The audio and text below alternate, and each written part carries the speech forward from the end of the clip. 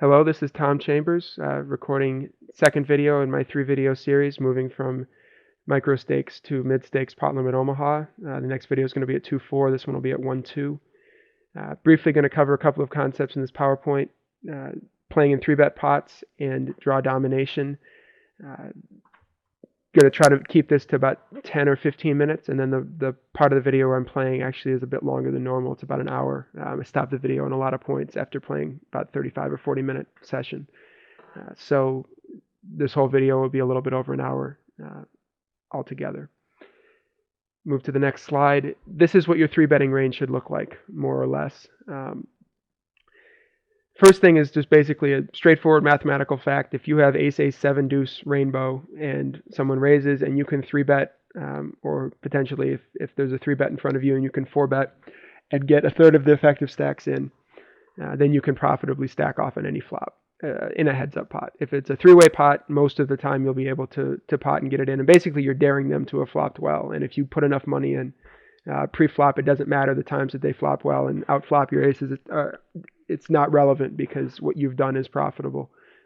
They're basically just chasing the money that they'd already put into the pot. If you're only getting 25% of the stacks in or so, then their implied odds are too good, and for you to bet call any flop is going to be unprofitable with the VAT aces. Especially with 100 big bet stacks, this situation doesn't come up for a 3-bet very often. Occasionally you'll have a short stack, and actually there are a decent number of short stacks in the mid-stakes PLO games, and so you can definitely find situationally there will be spots where you know that 2 out of the 3 people that are in the hand are short stacks, and you're going to be able to 3-bet and get in most of their stack, and so it's profitable to 3-bet worse aces than you would if everybody was deep. For the most part, when you're dealing with 100-bet stacks, these last four categories are the hands that you're going to want to be 3-betting where you know that you're not going to be getting enough in to just stack off on any flop with aces. So you need to have maybe the top 25 or 35 or 40% of maybe the top quarter or third, I guess, of ace, XX hands. These are the double suited with a pair in them, double suited and connected, single suited and connected. So ace, Jack 10 double suited, ace, King, double suited, all the way down to like ace, 8 with a suit to ace, Jack 10 9, or sorry, ace, 10 9 with a single suit. Those hands are the hands that I'm talking about. If you get much weaker than that, you're not going to be flopping well enough with the side cards often enough to be happy about 3-betting and being, having only 15% of your effective stack in. In position, I will 3-bet with a wider set of aces, wider range of ace, XX than I will out of position.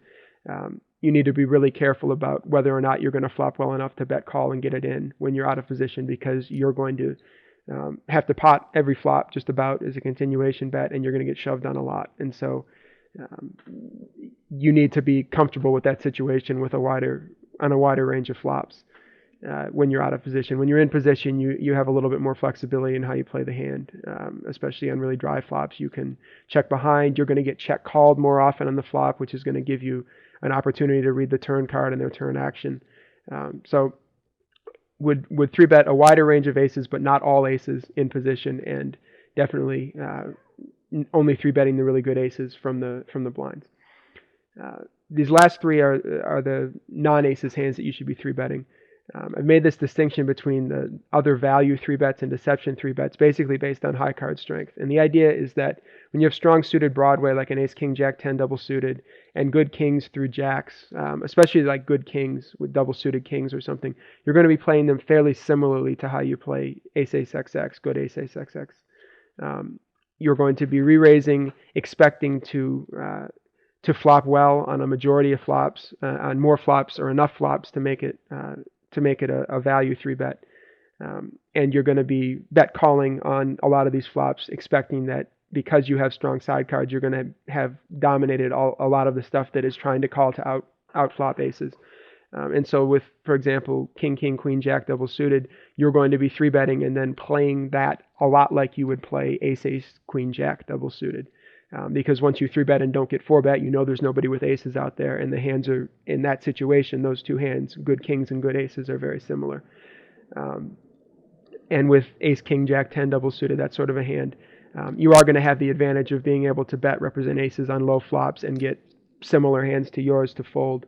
But for the most part, you're going to be looking for the flops where the Broadway flops you can bet and stack off.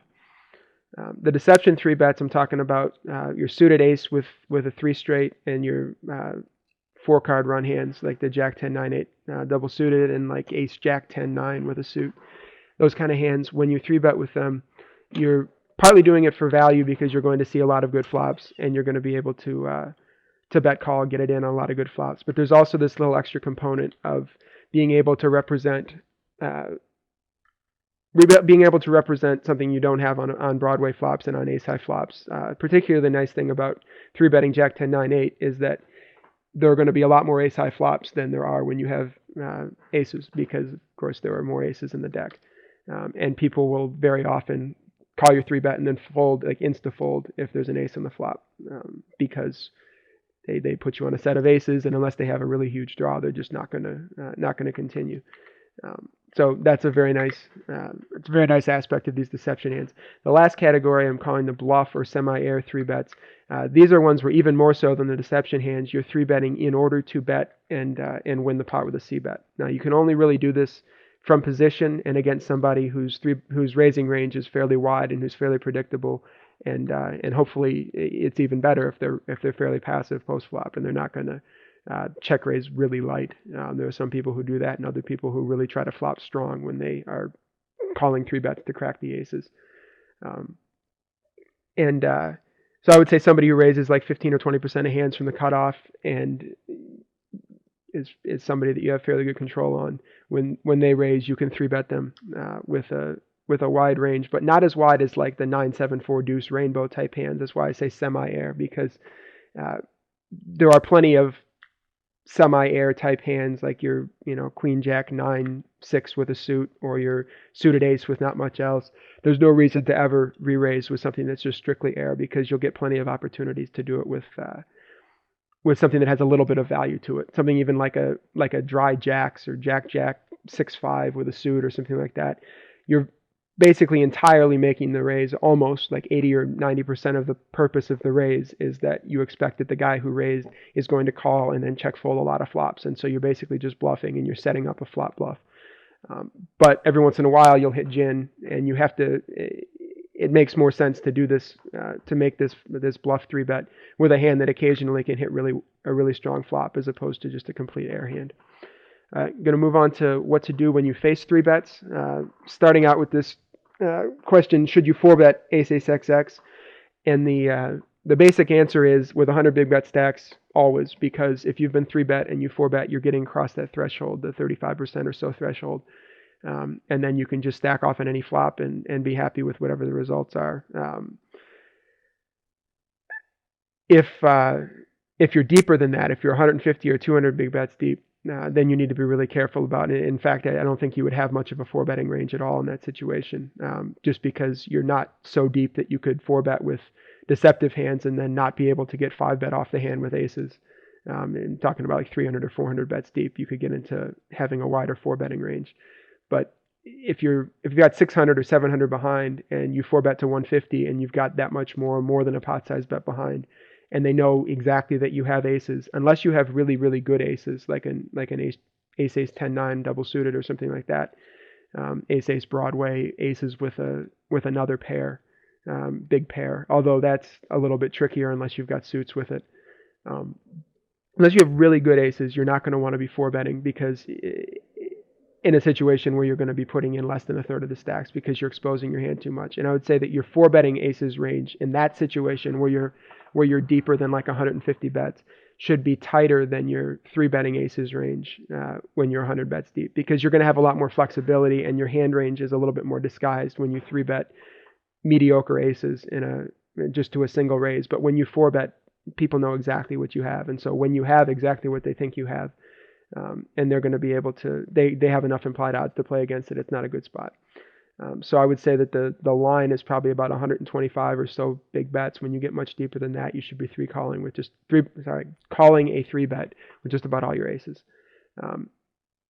Second line, pairs and anything with an ace in it, you're usually going to fold this. Set mining is not profitable against aces. If somebody 3-bets you with aces and you've still got, they 3-bet to to 40 or something, or I guess at 1-2 they'd be 3-betting to 25, like an eighth of the stacks, and you call with dry queens trying to flop a set, you are going to lose money doing this.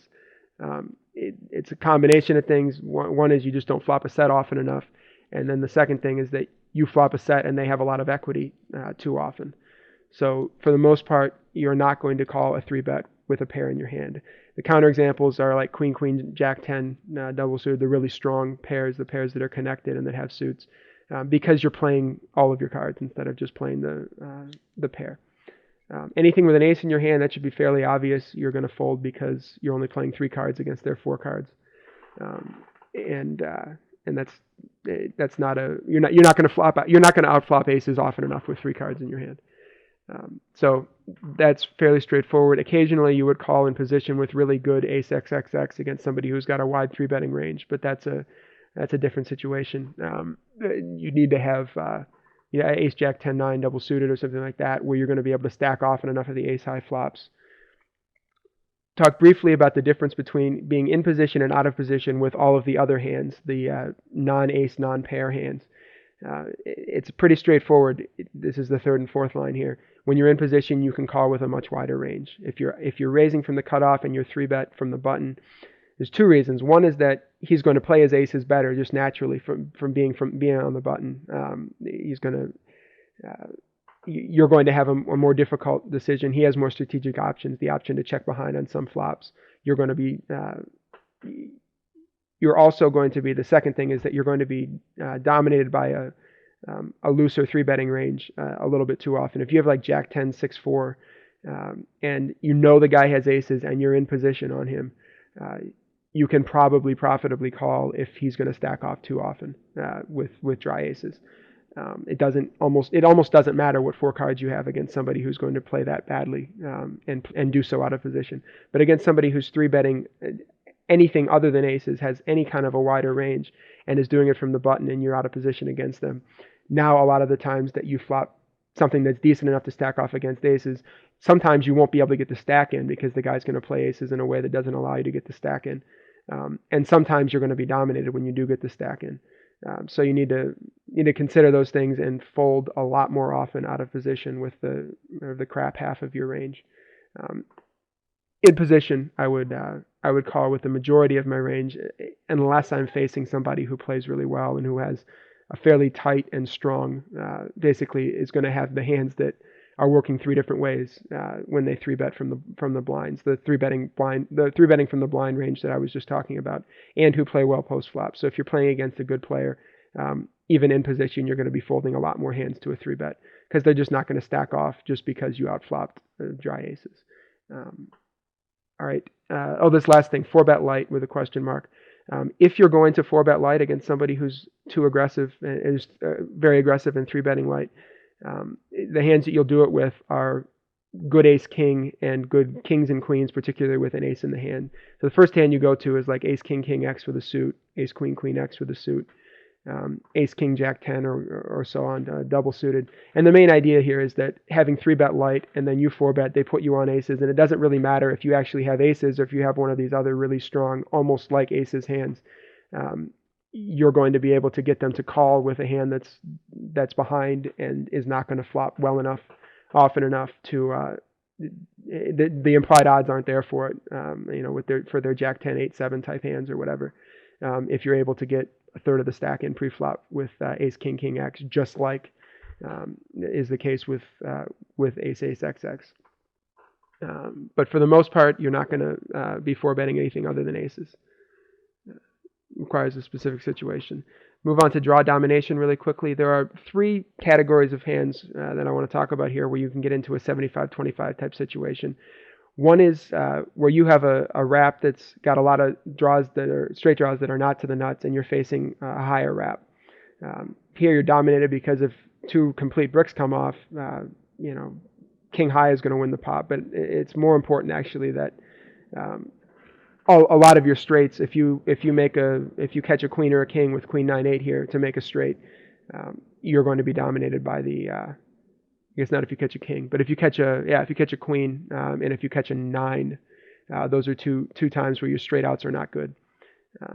So you need to watch out for being in that situation, and preferably you will have the over wrap as opposed to the wrap where most of your cards are under the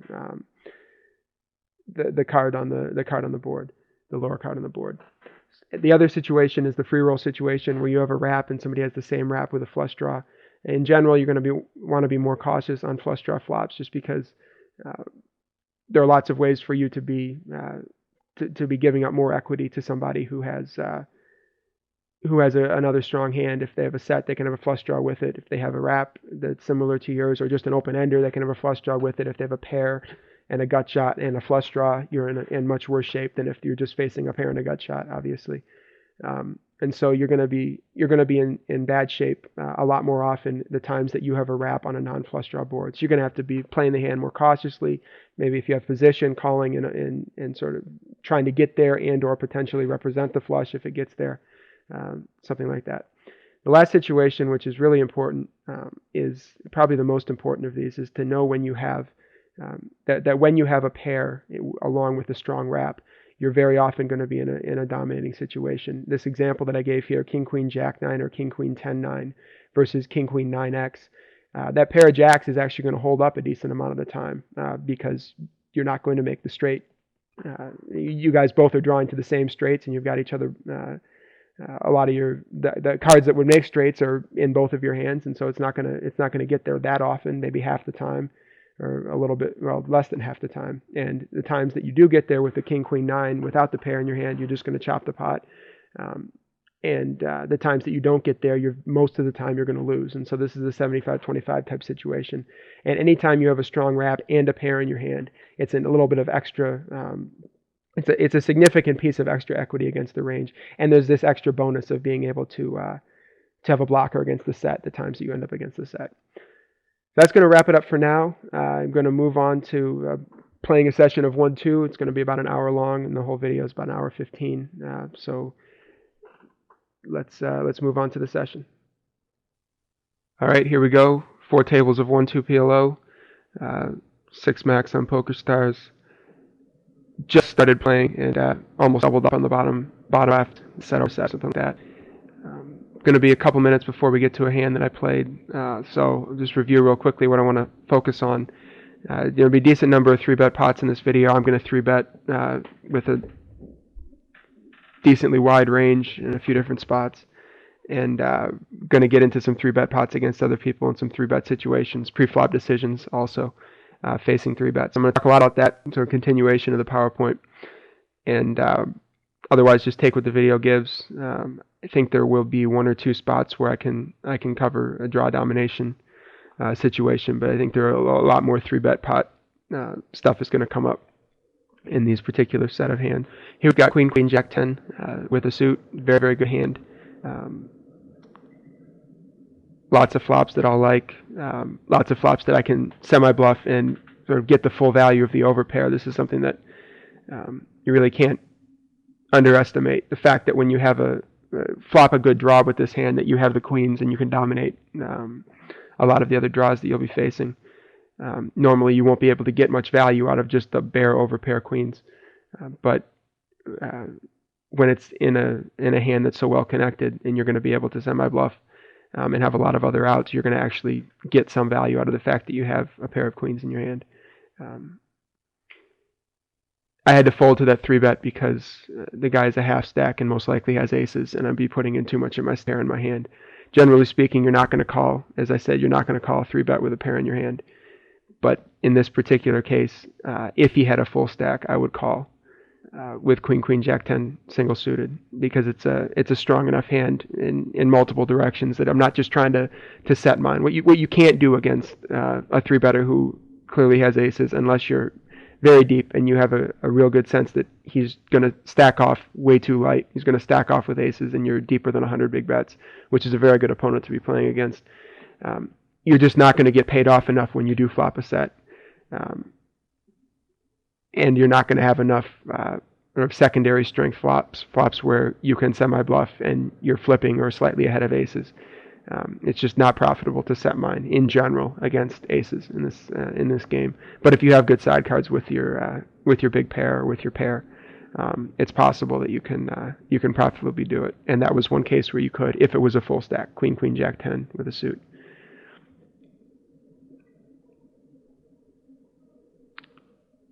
A little bit more dead time here until the upper right table, until the blind gets to me there, and then with 4 tables going, I think there's going to be plenty of hands to talk about.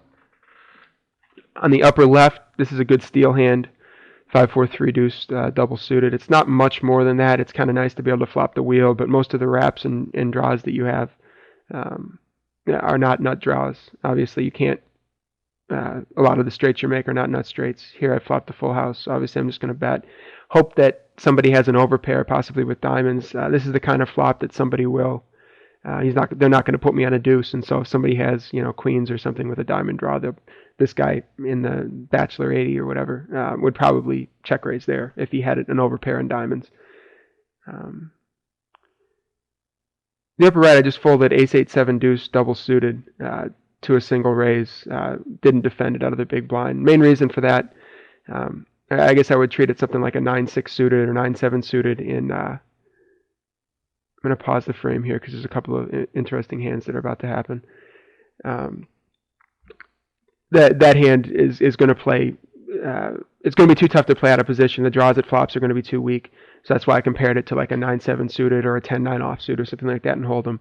Where at least in most cases it's a kind of fundamental leak. I think to call with that hand out of position, to call with it on the button is a very different thing for all of the reasons that you can win pots on the button without having a hand, and the fact that you can maximize value when you make a hand.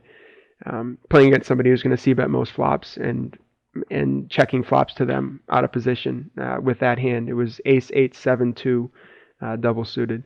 That's just not going to be profitable. Now on the upper right here, I have double suited Broadway. The 8 even connects a little bit. Ace Queen Jack 8 double suited. This is a very good hand. It's a great hand to 3-bet if you're going to open up your 3-betting range. These hands are the first place that I would start, along with the real strong kings like King King Broadway, Queen Queen Broadway with suits. These are strictly. This is the second category of hands that I was talking about, 3-betting. Strictly 3-betting for value, but you're doing it with a hand that isn't aces. Think along the lines of 3-betting ace king in Hold'em, in addition to 3-betting aces and kings and queens. It's a hand with high card strength, but it's got a slightly different character, and it's also it's really nice that it has 2 suits. If this was rainbow, ace queen jack 8 rainbow, I would I guess for the min raise I would possibly be calling, but most likely I would just be folding. If I had a single suit, I would probably call this min raise. But being double suited and suited to the ace and having 3 Broadway cards is very nice, especially against somebody who's raising a semi-wide range. I don't know what's up with the min bet. I play with this guy a decent amount, and he raises maybe 15% of the hand, 15% of hands or something along those lines. So he's definitely not raising so tight that you can't re-raise this. Against somebody who only raises aces, whose raise percentage is 3 or 4%, obviously it's really bad to re-raise a hand like this, or to re-raise really anything other than aces. On the bottom right, I've just cold called with double suited kings. There's really nothing else I can do, especially with this guy having a stack of a little bit less than half a normal stack. I'm hoping in this case to pull people along, get a multi-way pot, flop a set. Occasionally flop a draw that's playable. I might be able to flop the nut flush draw as long as with the ace on the board, and I may be able to flop a overpair and flush draw in a playable situation, overpair gut shot and a flush draw, and be able to get the stack in profitably. So I'm going to cold call and see what happens, and on the upper right, I'm about to 3-bet. I'm going to get one caller here, and then I'm going to 3-bet. Flop the nuts, or top set on the bottom. When it's checked to me, I'm just going to pot it. This is an active flop, kind of flop that I don't want to give draws a cheap look at the turn, and I also don't want. I also want to maximize value against somebody who's going to get in any way, who's going to call down with draws, and who's going to check raise. It's an action flop. I'm going to get check raised by big draws a decent amount of the time, and just get it in at that point. So here I pot it. I believe I'm going to get one caller. Up on the upper right, I flop the nuts, and I bet little bit more than half the pot, partly because on a flop like that, you want to be able to make a smaller c-bet when you have nothing. And also because there's really no loss of value. If a guy's got a flush, he's going to stack off most of the time in a 3-bet pot. I'm going to pause this again to talk a little bit about what just happened on the bottom right. This guy, Tony37, who just based on his stats, I'm going to call a loose passive player. Talk real quickly about my poker ace setup. 58 is obviously the 50, and the 8 is VPIP and pre-flop raising percentage. So right there, it looks like this guy who plays half his hands and doesn't raise very much. That's a sign of a loose player and a passive player. The bottom 4 numbers, the 29 is his c-bet percentage. It's another indication of him being passive. That's only 29%. 69 is the percentage of time that he folds to c-bets. 31 is the percentage of time that he calls c-bets. And 0, that 4th number there, would be the percent that he raises c-bets, which he hasn't done yet in the 120 hands that I've played with him. That's what the last number on the top line is, number of hands. So it's not a very big sample size, but I think there's enough information there to reasonably call him a loose passive player, or at least typecast him as that for now. He check called the flop bet 4-way pot. I potted the flop, and he check called, which indicates vast majority of the time a draw. And then on the turn, when one of the draws gets there, he checks again. I don't expect somebody with this profile to be particularly tricky and do anything, especially with 2 flush draws out there. You would think if he check called with Queen Jack, he would look at the board and be terrified that a flush is going to get there and he would bet out. So I figure most of the time that he checks, vast majority of the time, he actually has the draw that didn't get there, the hard draw. And so I'm going to pot it again. And if he happens to check raise, I'm pretty much committed. I'm getting like 4-1.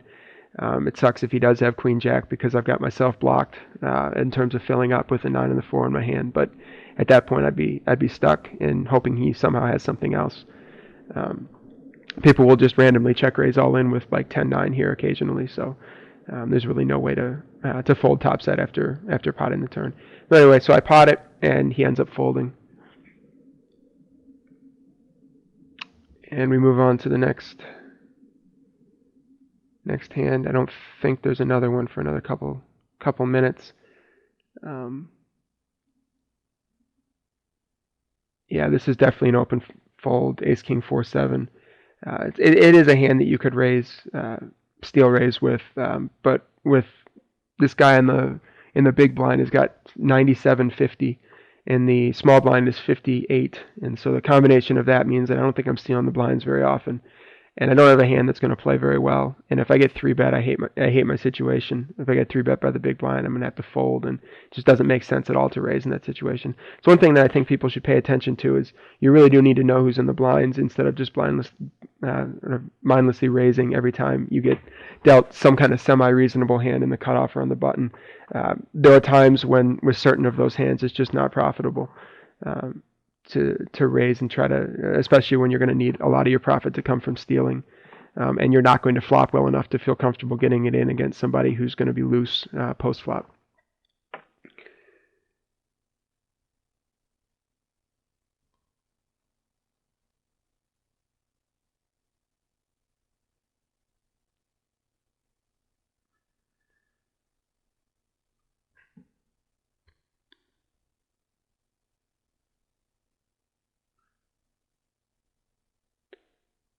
All right, I don't remember when the next hand that comes up is, but I'm going to back up just a second to that 3-bet pot. I 3-bet with Ace Queen Jack 8, double suited, flop the nut flush, and bet a little bit more than half the pot. And I just want to emphasize again that the main reason that I didn't make a full pot c-bet is that on that board, I'm going to want to be able to make that smallish bet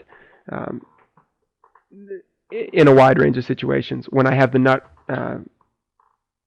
just the bare nut ace, I'm going to want to make that bet. Hang on, I'm going to pause the video again. I'm going to want to make that bet with partially in order to set up possibly a turn bluff depending on the opponent. When I have air, I'm going to want to make that bet knowing that it's profitable just based on the fact that your opponents are basically going to fold if they don't have a set or a flush, and they're not going to have that often enough. So generally speaking, in a 3-bet pot, when you flop huge like that, you can get away with betting less than pot, especially in a situation where you're likely to get the money in regardless against somebody who has a big enough hand. Like if the disturbed guy on the upper right, if he had a flush in that hand, we would have gotten the stacks in eventually. If he had a flush or a set in that hand, he would either have raised or called and then called again. I mean, we would have gotten a lot of money into the pot regardless. And so I didn't really have to worry about losing value by doing that, but it does help a little bit with image. I mean, it's not something you have to think about too much at these stakes, but it does help to be able to make a small continuation bet, a smaller continuation bet in some situations. On the lower right, I've just called a min raise out of the blind with 7-5-5-4 double suited, partly because at least the guy who raised, the guy that I don't have position on, is I think going to play fairly straightforward, and so I'm not too worried about getting into a tricky spot with this hand. Also because I was getting like 5-1 to make the call. Here I flopped a set, but it's on kind of a bad board to flop a set. I do have a backdoor flush draw, and it's middle set at least, but there's a straight on the board, and when this guy bets out, there's really nothing for me to do except for to call. I can call and potentially float later. If he checks to me on a diamond, I might be able to semi-bluff bet there, potentially move him off of a straight and still have outs if he does call with a straight. And obviously I can fill up too, although I've got myself blocked to that. I can also tie the straight that he likely has, the 7-6. But then when he pots the turn here, it's an easy fold. He most likely has 7-6, and he may have, if he doesn't have 7-6, he may have 8s, and so I'm just gonna let the hand go and move on to the next one. I don't think it's profitable to call there, especially with so many bad turn cards that can come if he didn't happen to have 7-6.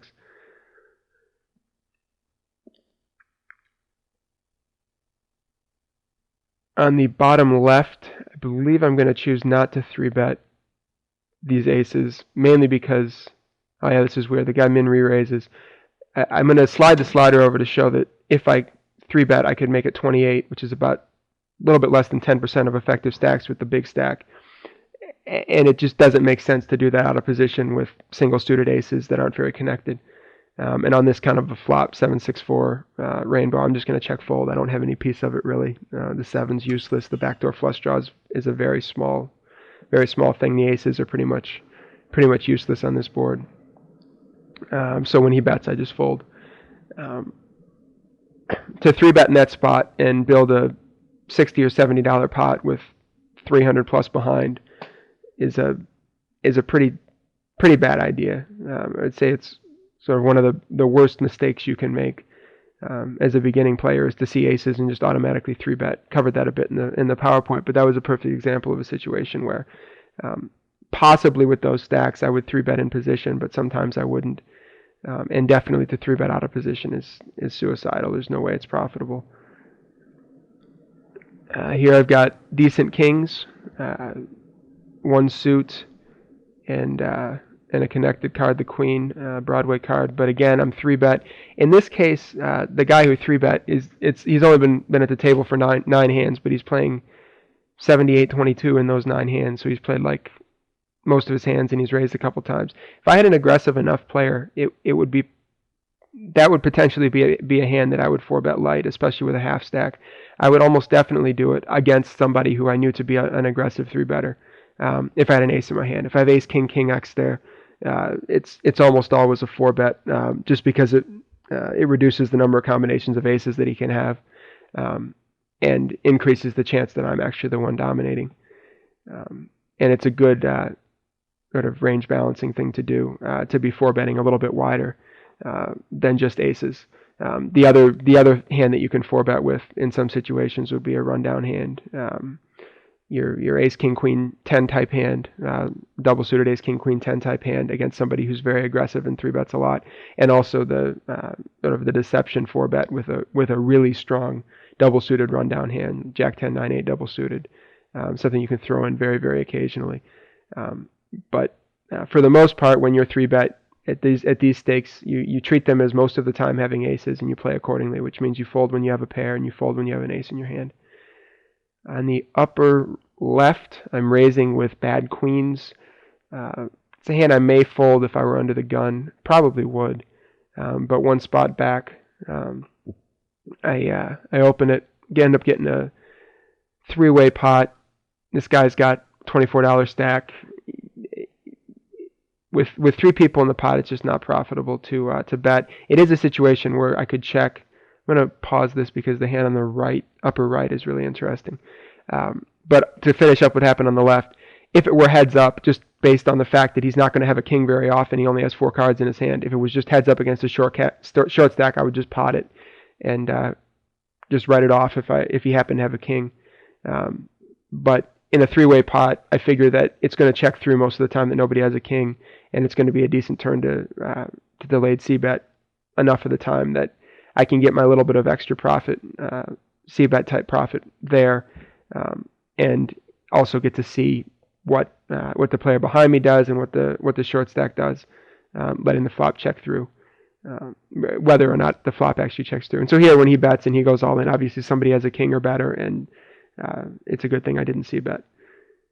On the right here, I've got a really strong hand. I was about to 3-bet disturbed here with pretty straightforward, easy 3-bet of a guy who's fairly aggressive and raises with a semi-wide range in position.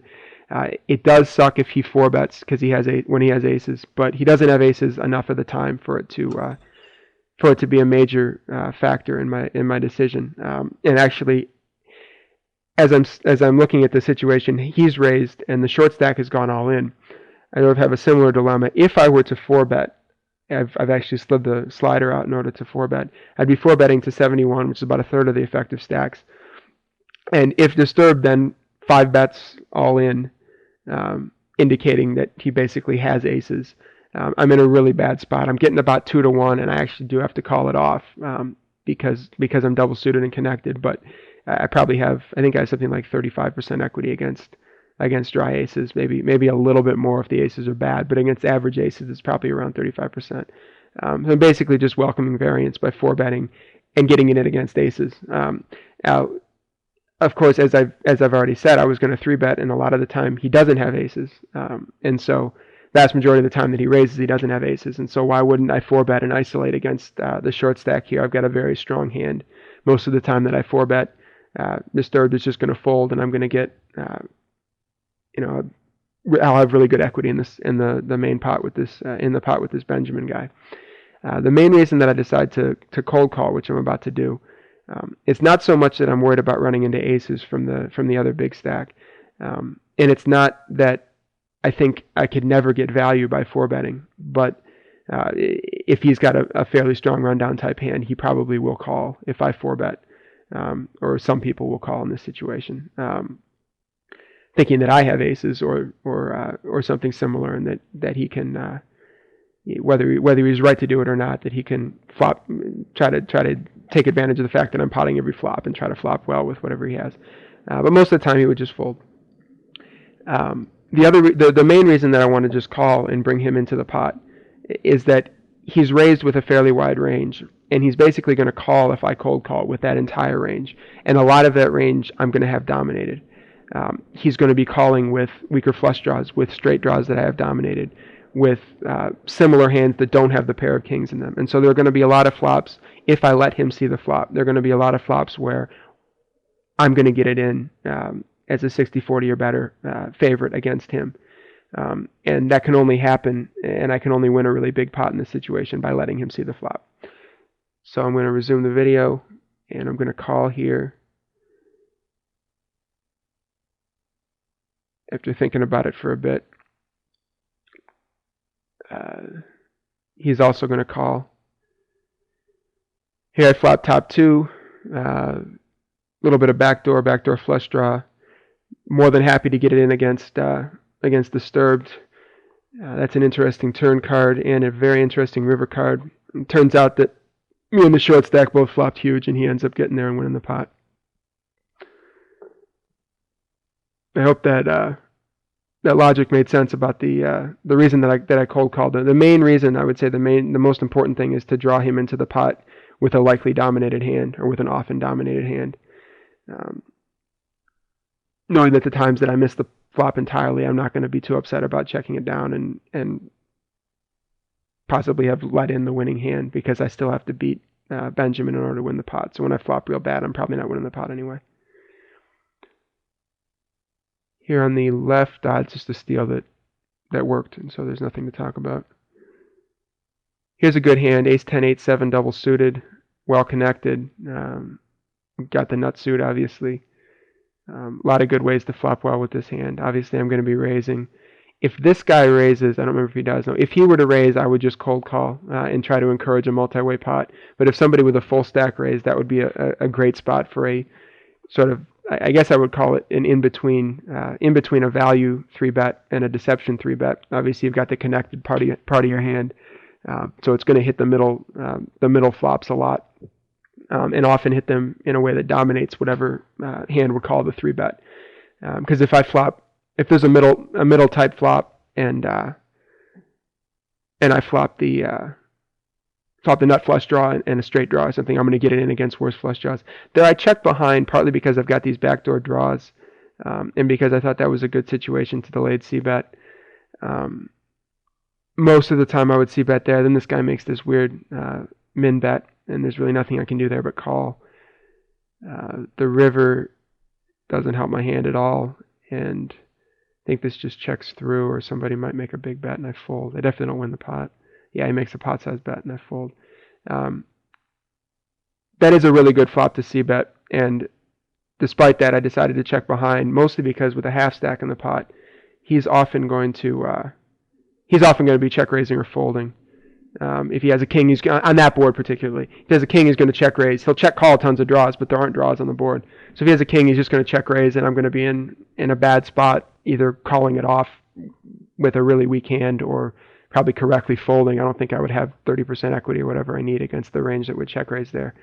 And so checking behind and seeing a good turn card, especially knowing that he's going to be more, the shorter stack is going to be more reliable with his check on the turn. Pause for a second. What I mean by more reliable is just that he would check a king to me on the flop, but he wouldn't check a king to me on the turn. So if I get two checks, and I would say the same thing for the and on there, the other player. If it's check through on the flop and then check to me on the turn in that situation, the board was king 7-3, dry king 7-3. Then I feel really comfortable taking a bluff stab at it.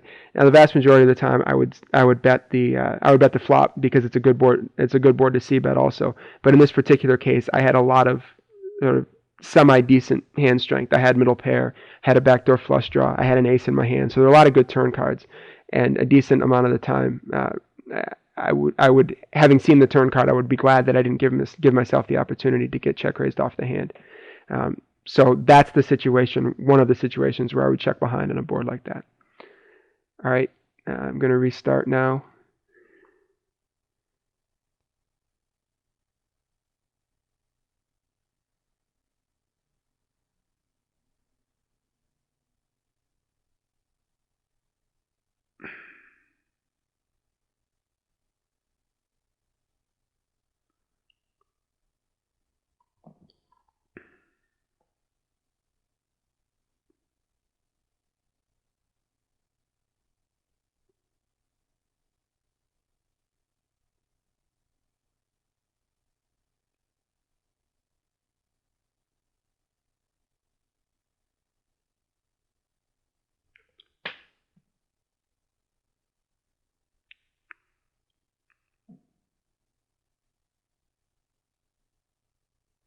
Upper left, cold calling there with a suited ace and a pair of jacks. Probably borderline. I think having the suited ace with it is enough to make it a profitable call. Talked a lot about the dangers of flopping a set with jacks and tens and so on, and the 6 is a dangler. Obviously, it's not a strong hand at all, but I think it is a marginally playable hand, and especially from the two things that it can flop, nut flush draw / straight draw potentially, and a set are fairly easy to play even from out of position, with a couple of exceptions. Also, there was a smallish stack in the pot, which would make it even easier to play post flop. Flopped absolutely nothing and just check folded.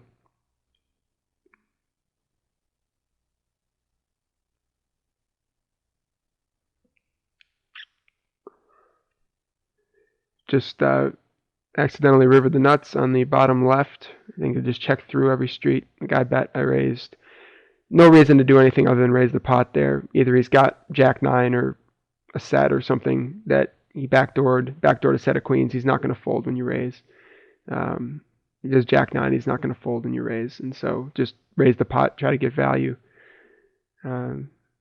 Sometimes you'll be chopping. You'll get 3-bet and you 4-bet, and PokerStars gets a little bit of rake.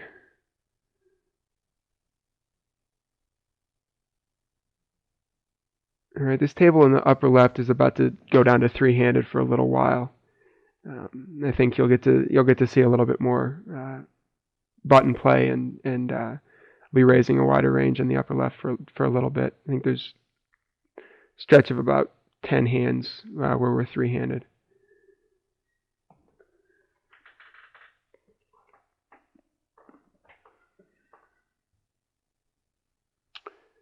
Single-suited jacks on the bottom right, somewhat connected.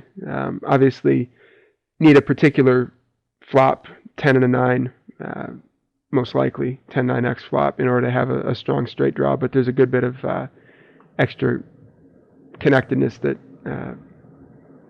secondary equity that you can have when flopping a set, or when flopping an overpair and a flush draw and a gut shot, and this kind of combination. I'm going to pause again here because I've got a second hand being played, the upper left, and I want to talk about a little bit. Here I c-bet, fairly standard c-bet. I think I'm going to fold to a raise. I've got the open-ended straight draw. I've actually got the set draw also. There's only one that it's actually just one out because the jack of spades is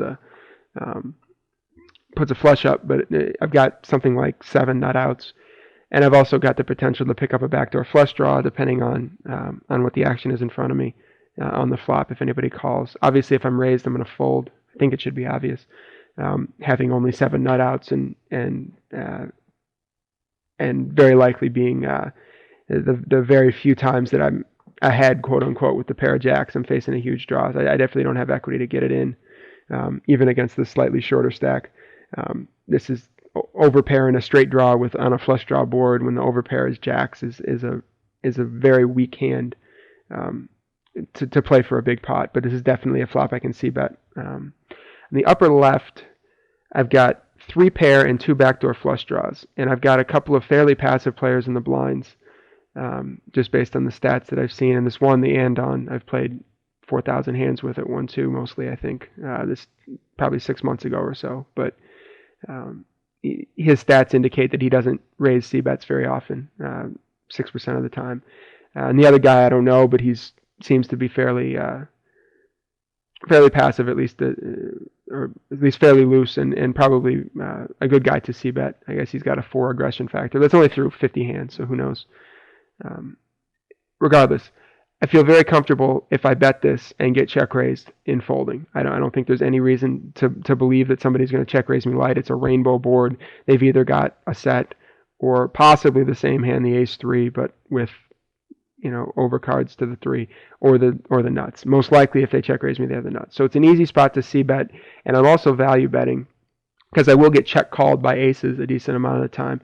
And the other nice thing to note is that I have 2 backdoor flush draws, and so there are a lot of cards that I could catch in the turn. I mean, 10 of clubs is like the gin card, but there are quite a few more cards that I can catch in the turn. Depending on sometimes I would be checking behind because I've caught a good card. Sometimes I would be able to 2-barrel because I've caught a good card, depending on the card. But regardless, I'm setting up a profitable turn spot by betting. When I get called, I'm happy with almost everything that can happen on the turn. And so it's just another reason to continuation bet there. All right, resume the playback.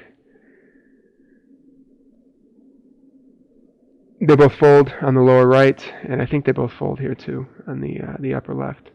So not too much interesting action, but I think it still is an interesting decision. C-betting in 3-way pots.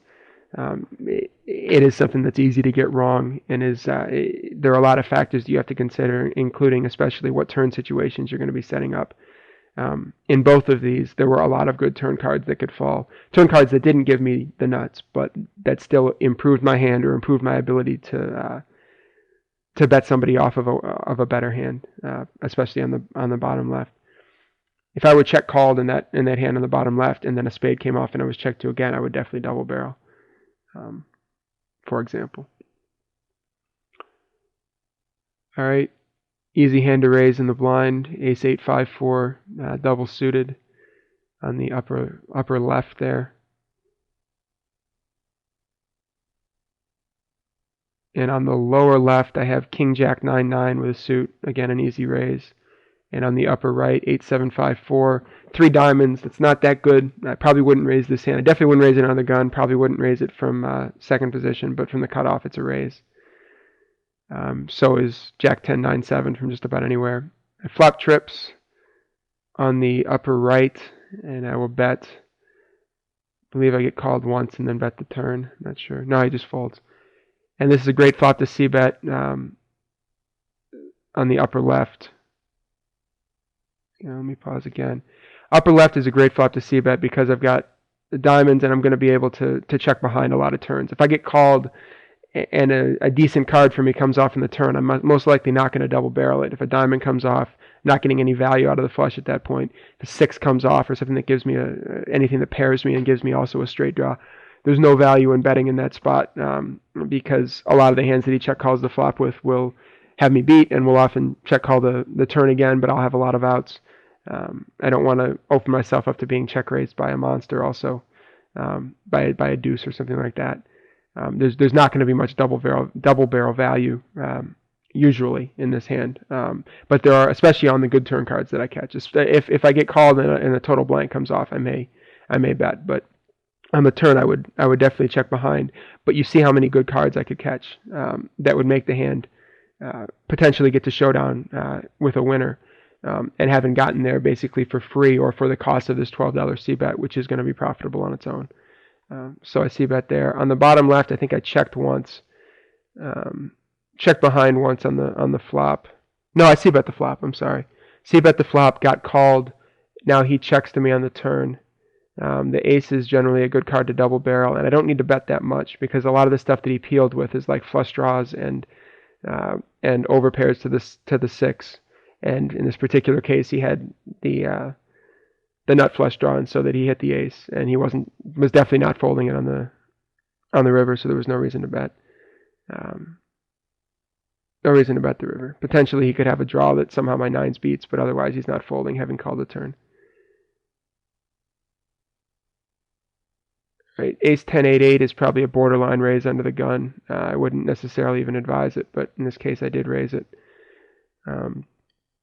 10 10 8, ace 10 10 8 obviously would be a bit stronger, and if it were double suited it would be a bit stronger, but I like having the nut Broadway,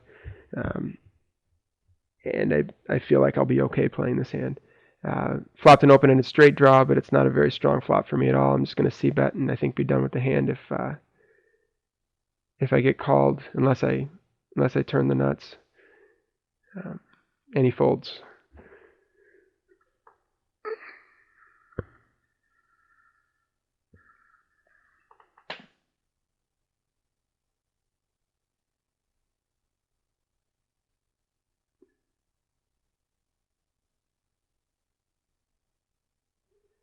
Here on the upper right, I have a almost good flop. It's a flop that could potentially be a semi-bluffing flop in the right situation, but really only if I had like the king high flush draw and the gut shot and maybe another gut shot. Like if I had the 8 of diamonds with the king of diamonds there, then that would be a spot where I may check raise somebody who's going to frequently bet with position and then just bet the turn again because I've got a bunch of nut outs. I've got the nut wheel draw, I've got the nut flush draw, I've got the gut shot to Broadway. But in that particular case, I had a jack high flush draw and a gut shot, and that's a huge difference. And it's a hand that's not going to be profitable to semi bluff. Spots like that are things you should be looking for, though. Situations where the person that is betting the flop is often going to be bet folding, and look for enough equity, look for enough outs or backdoor outs and to check raise, because the bluff component of that will probably be nearly be profitable as a bluff on its own, and as long as you have a little bit of extra equity and equity that's going to be, or a hand that's going to be fairly easy to play, add those things together and it should be it's a good spot to check raise. I don't know if I have any hands like that in this in the rest of this video, but if I do, I'll definitely point it out.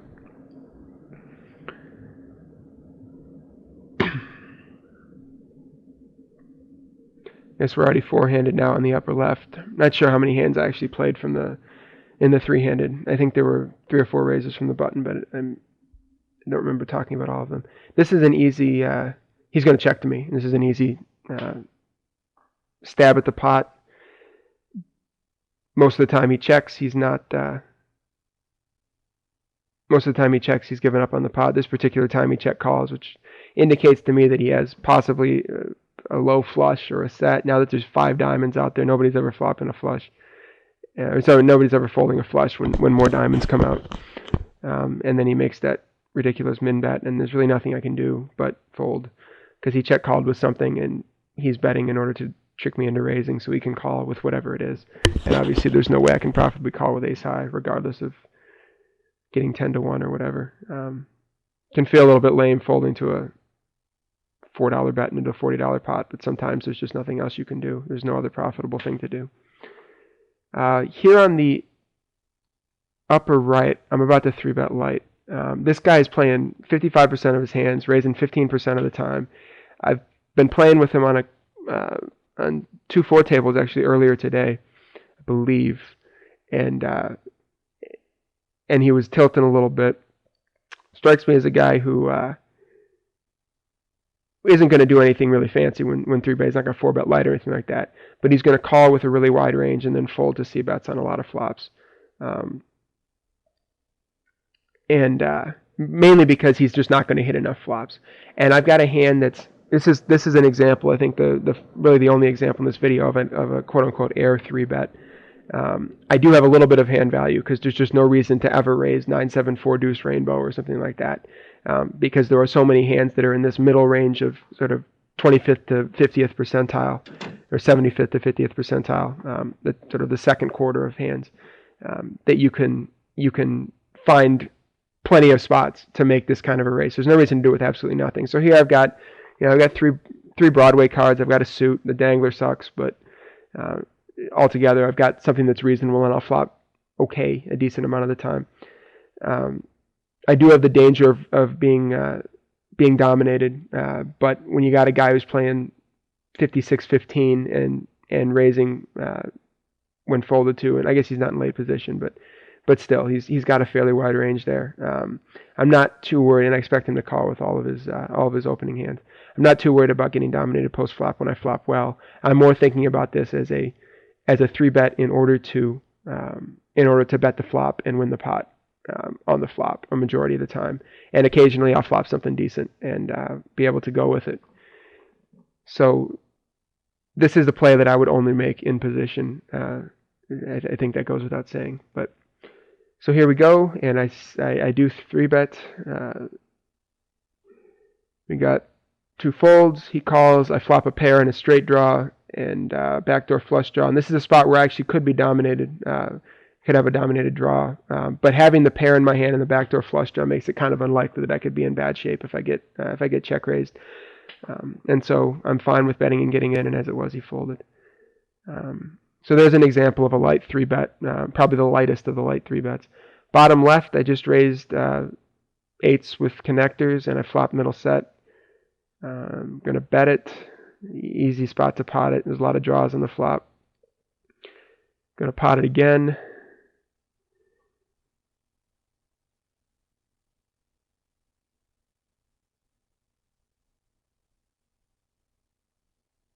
And he folds. That's a spot where, mainly because I wouldn't, it would be weird enough for him to check call the flop and then check raise the turn with a set of 9s to not have raised the flop with a set of 9s. If he check shoves, I'm definitely calling, and it helps a lot that I have the straight draw as backup if he happens to have a set of 9s or as blockers against his draws. But a guy, a standard 1-2 player is not going to be check raising that turn with just about ever. On the upper left, I've got 9-8-4-7. We've got 2 interesting hands going at once here. The upper left, I've got 9-8-4-7 double suited, and I've just gotten 3-bet. On the bottom left, I I raised, I bet the flop with aces. It's a really dry flop. It's the kind of flop that I think a guy could potentially slow play a set or a straight when he calls, but he's often peeling with something that's semi-weak, and he could have like a pair of nines or something like that. He could have a pair of sixes and obviously a bunch of outs if he has a pair of sixes. He could have picked up a flush draw along with having flopped a pair or had an overpair or something like that. So he's got a lot of hands on this turn that I want to charge. Want to charge something in order to see the river. I don't expect that a guy like this is going to shove with a worse hand, and I don't really have any equity if he does shove. So I'm going to make about a half pot turn bet, and this is kind of situation specific. I'm not too worried about any kind of metagame considerations with this player. The guy's got a half stack, and I don't expect to be playing with him that often. I don't really care if he thinks that I bet half the pot in a specific kind of situation. It's definitely the situation is suited to it. So I'm going to bet about half the pot on the bottom left, intending to fold to a raise. And on the upper left, I've got a good middle rundown hand. It's not great. The 4 isn't a 6, which would make it better, but I've got 2 suits. I'm playing for a 40 big bet stack. The guy's 3-bet, telegraphing his hand most likely as aces. I'm going to be able to profitably play the hand. I've got position, and so put all those things together. This is definitely a call for 13 into 34. So I'm going to call up there on the left, and I'm about to bet the bottom left. Upper left, I'm going to call there. Bottom left, I make that turn bet. I guess I bet 30 into 45.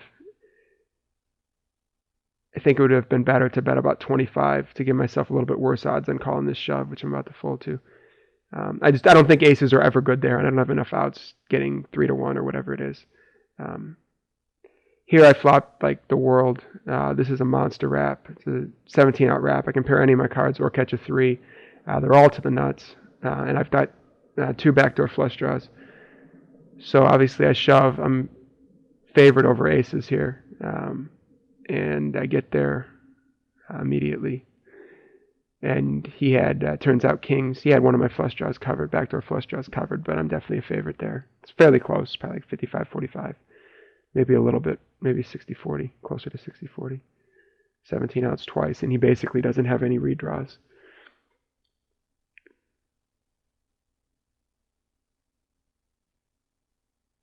Upper right here, I have ace, king, 5, 3 double suited. Got the Broadway and the wheel both working. Easy isolation raise. And on the bottom right, single suited kings with the extra spade and a 1 connected card. Easy raise.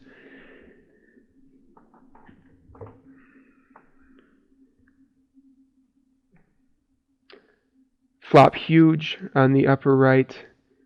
So I'm going to pot it, see if I get any action. When he calls there and I turn the nuts, I want to talk a little bit about just the stack situation. There's $60 in the pot. He's got $90 behind. I don't know what he has, but whatever he has, I'm not worried about it at all. Like, if he has a flush, I can bet small again on the river. He'll get it in. If he has a set, I've got blockers, and some of the time that he fills up, I actually make a better boat because I still have the 2 pair, the king 5.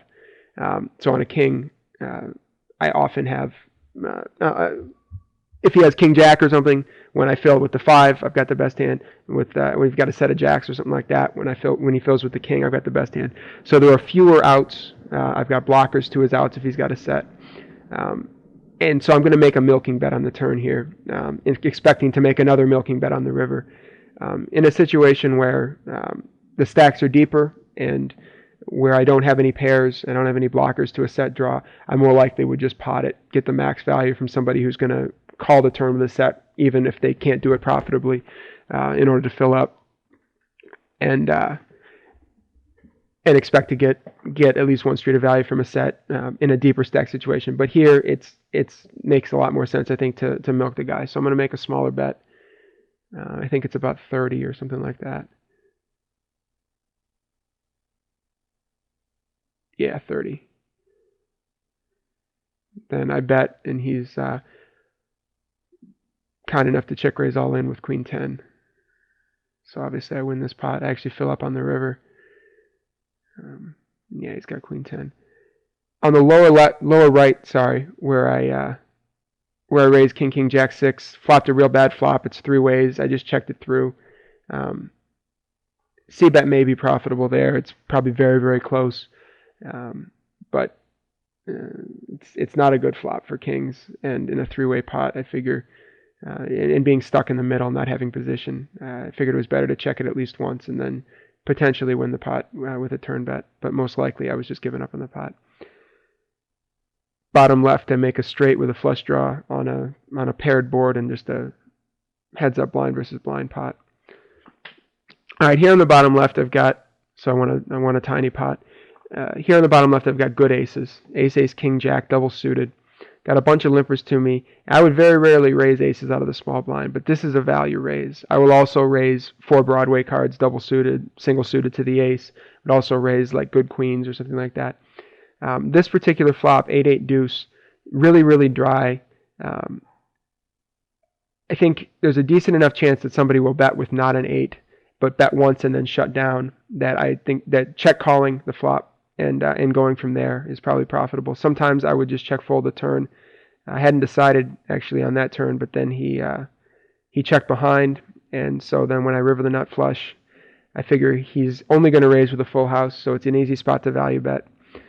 If he has an 8 and he for some reason checked behind and didn't fill, he's probably just going to call, and I'll get value from the hand. And maybe it's possible that he rivers a lower flush. He had an overpair, queens or something like that, or he just doesn't believe me and he calls with something like queens or whatever. Most likely I'm only ever getting raised if I'm behind, and I'm going to get called by enough stuff that it's a profitable bet. But he ends up folding.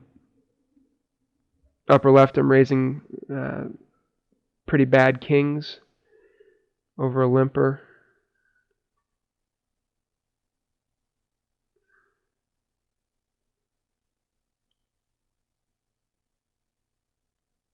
Get called by the short stack. It's a little bit tricky situation, but most flops are going to be good for me. That one, I've got the overpair and a straight draw. He has to have exactly 6-7 to have me in bad shape. And since he checked to me, I thought about, there's no option other than to pot it and get it in. If he happens to have 6-7, then oh well. But most of the time, I'm just betting and he's going to fold. And I do actually have the backdoor flush draw. I got there in the turn with the straight, and he actually had absolute trash. One pair and a worse straight draw than I had. Over here on the bottom right, it's a limped pot. I flop a set and a flush draw. I'm definitely getting it in. Regardless, I bet, and if he raises, I'm shoving. When I turn the flush here, I decided that I've got just about everything covered. The only thing I have to worry about is potentially he could have the king-high flush. And sort of to balance out the fact that I'm going to get stacked by the king-high flush, because I'm absolutely going to get stacked by the king-high flush, I want to induce a little bit of action. This doesn't seem to me to be a guy who's likely to bluff, but at the same time, you always want to give somebody rope in a situation like this where you have a very strong hand and a very strong draw, the full house draw. And I'm not too worried about losing a ton of value, because I think any hand that would call twice is going to bet twice anyway. So I'm going to get value from a lower flush because he's going to bet the turn with a lower flush, and then I'm going to check raise all in. But I don't hate checking it through and making it a little bit easier to get value on the river from his crap mediocre type hands. Like if he's got one pair of aces and he rivers 2 pair, if he has ace queen or something like that, or ace 6, I'm a lot more likely to get a single street of value on the river than on the turn. And I think just about in every case, just about every time that he has something other than that, something that's fairly strong, it's the same result whether I bet or check the turn. So I check the turn. He checks behind. And then I'm going to bet the river. And it ends up being, believe it or not, the exact situation. I'm going to take a look and see what the hand was. It's a set of aces. It turns out to be the exact situation where I probably lost value by not potting it twice. But Then again, if I pot it once and then he calls, maybe he doesn't call the river bet anyway, believing that I have a flush. On the lower right there with Queen Queen Jack 9, that's a situation where you can 3-bet or call. I think it's profitable to do either. And in this particular case, I wanted to see if I could create a big pot with drawing the blinds in, because I would expect that these are guys who are going to call and who are from what I've seen so far, who are probably losing players, play too loose, and I could get them to put money in with worse hands when I let them come into the pot. Bottom left, just raised King 10 9-9 with a suit. Upper left, I'm completing with double suited aces because they're so bad. Ace 9-3. If there were any connectedness at all to that hand, I would be raising it. I flop a set. Briefly consider checking, but anybody who's going to take a stab at it with enough of a straight draw to do that is going to call and or raise when I bet. So I just bet it out, go from there. Again, nothing much to do but pot the turn. On the bottom left, I just c-bet. It's a good flop to c-bet, and they folded. Pot the turn, and now he shoves.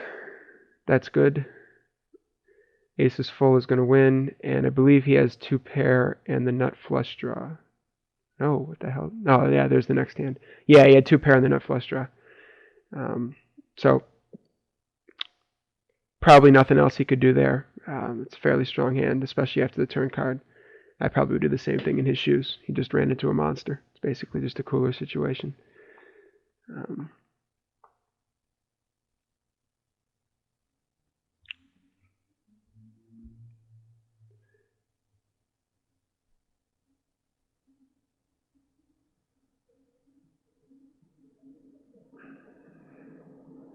Alright, I'm going to pause this with the board still out there. I don't know how to rewind the video. I've actually done this once or twice where I wanted to have my hand still up when I talked about a hand, but had already gone past that point in the video. I don't know how to rewind it. I'm going to try to get that right for the next video. But in this hand, I had the nut flush draw, and I turned a gut shot. I think I had 6-4 with the ace of hearts, nut flush draw. And so on the flop, I check called because this is a really bad board to semi-bluff with just the nut flush draw. If you have something else, you have a pair and a gut shot and the nut flush draw, then you've got enough equity against a lot of the other draws that are going to get it in, that you're comfortable check raising, getting it in, and having that as the semi-bluff part of your range. But in this particular case, all I had on the flop was the nut flush draw. And so I checked and I called a bet and ended up being a 3-way pot to the turn. On the turn, I turned the gut shot, and I actually did have a gut shot to the nuts if a 5 came. I am almost positive it was 6-4, but I know that I had a gut shot to the nuts. And I got a bet and a call in front of me, and so I just called again. And when I missed, I just check folded the river. It can be tempting every time that you have a draw in Omaha to semi-bluff with it. But you need to be aware of, and this is another draw domination, well, not quite a draw domination situation, but something somewhat similar. We have a draw that isn't really that strong of a draw, and anytime that you get in against other draws, you're going to be probably an underdog, and you're a big underdog when you get it in against made hands. It's one thing to get it in with an open-ended straight draw and a flush draw against the set where you're a slight underdog. It's another thing to get it in with just a bare flush draw. That's a really bad situation to be in. And in a 3-way pot, there's just no reason. They're giving direct odds to call, and you're definitely going to get paid off some of the time. So just check call in that situation until you get there, and check fold when you don't. Sorry again that I didn't stop the video quickly enough. Keep trying to get better with that every video.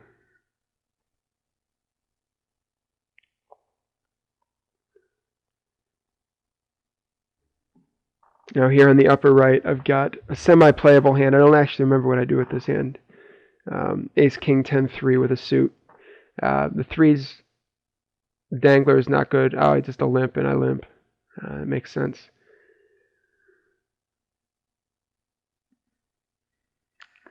Flop, nothing. Not really a good board to c-bet because there's a lot of stuff that's going to hit this and call, especially when I'm out of position. It would check to me on the button. This might be a flop that I would bet.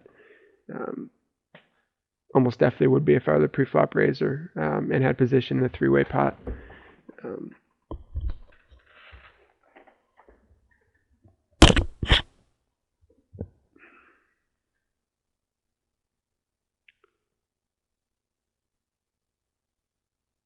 All right, I believe this is the last hand that I'm gonna talk about, the Jack 9-7.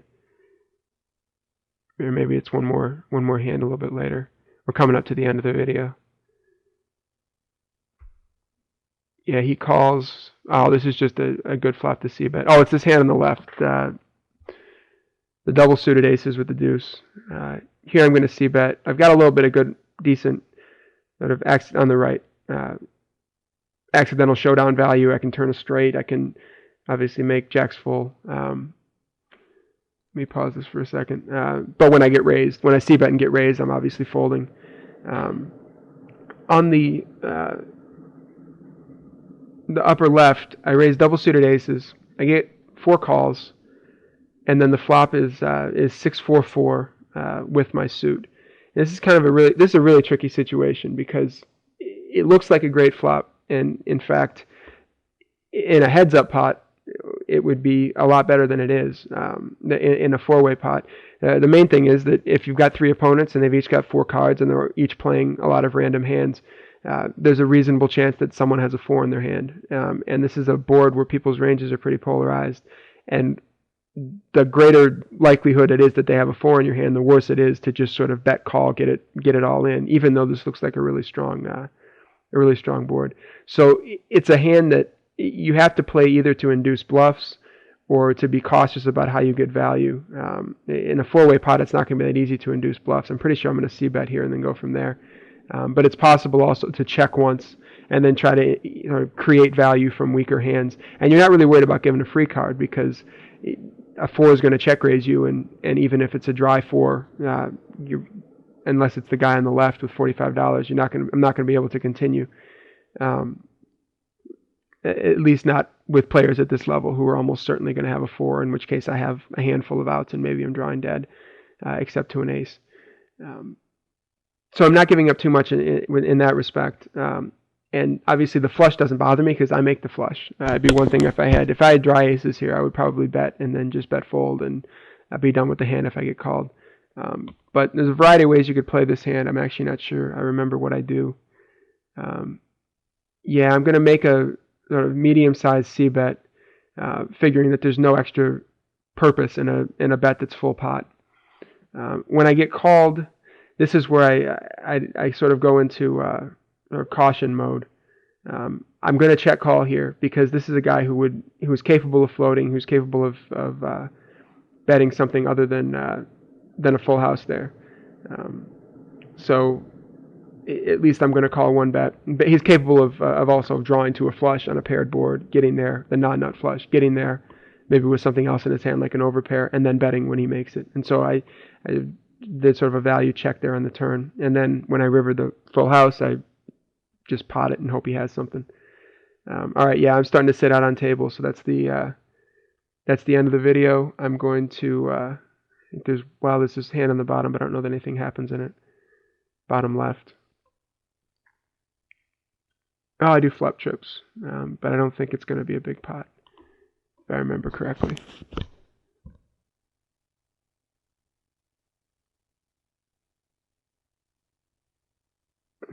This is pretty obvious bet, get it in situation. Even if the guy who 150 bets deep with were to raise there, you just can't put him on a full house, and you've got plenty of outs if he happens to have 9-5 or 5-9 or 5-5. So getting it in is pretty standard.